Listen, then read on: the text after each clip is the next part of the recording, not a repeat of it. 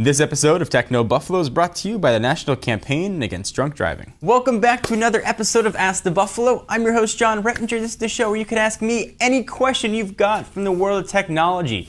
Don't know what phone to get, can't make sense between iOS, Android, or Windows Phone, don't know what Windows 8 is going to have for you, not sure what laptop to get, whatever the question might be, this is the place you can get answered. Let's go ahead and get started.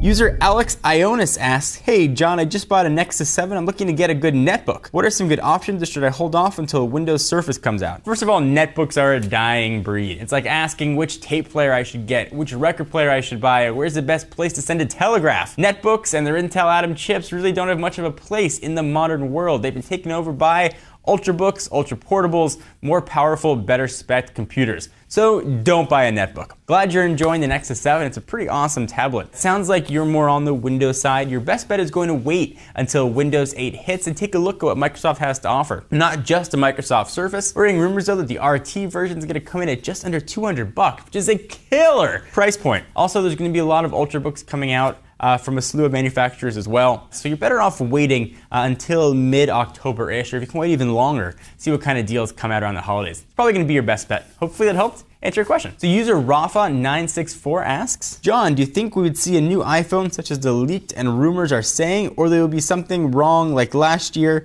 and we'd see something totally different? Also, what are your opinions about what we've seen so far from the alleged new iPhone? First, it would be kind of funny if Apple just unleashed something totally different. You know, it's a 5-inch iPhone, they're keeping a 3.5-inch, the dock connector staying the same.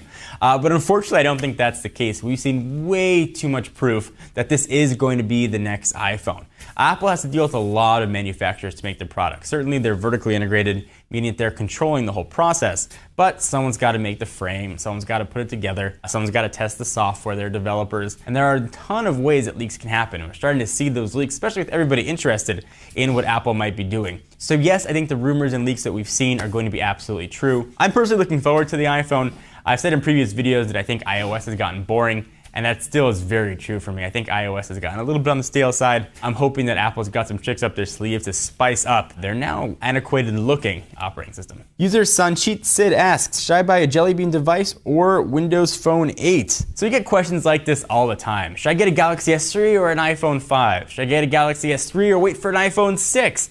The answer is, we can only speculate on what those products are going to be, and the same is true with Windows Phone 8. Microsoft only revealed little bits and pieces about what it's going to have, and I haven't tested it yet. And I certainly would never recommend a product that I haven't tested. So all the questions that we get about what phone should I get that's not released, unfortunately, no one can answer that for you. And if someone claims to answer that for you, they are lying. Don't trust someone who hasn't had the chance to play with the device themselves, get their hands on with it, experience it in daily usage. Reading about specs and seeing press announcements and seeing demonstrations aren't good enough to know a device. You have to use it yourself. You have to see how it works and see how it works for you. All right, so usually here on Techno Buffalo, this is when we'll thank a sponsor for coming in and supporting the show. This time I've got a sponsor with a really important message.